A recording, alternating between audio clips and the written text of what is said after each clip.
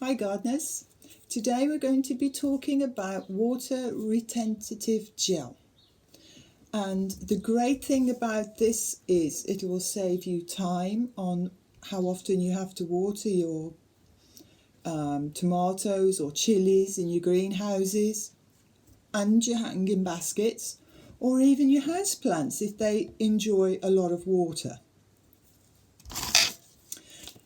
On the back of your packet it will give you guidelines to how much you need to add per pot size.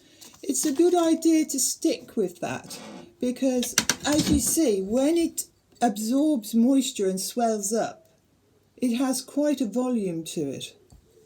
So if you put too much in, your little plant will be pushed out. And from personal experience, I would definitely recommend you keep it in an airtight container. What I did with a packet I had, I didn't do that. I folded it over and came back to it, and it's continued to absorb moisture from the air and already started to take a life of its own. So open your packet, airtight container, and you scoop. You know when your plant is ready to be potted on because you will start seeing the roots at the bottom of the pot. So that is an ideal time to do it.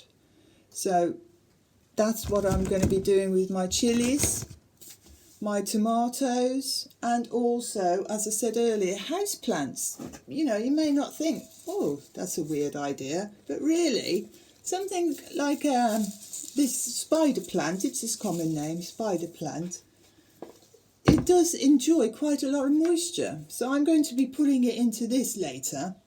So into the compost, you can either add your measured granules in the dry form or in the wet, because then you've got the confidence of how much you're going to be, volume you're going to have.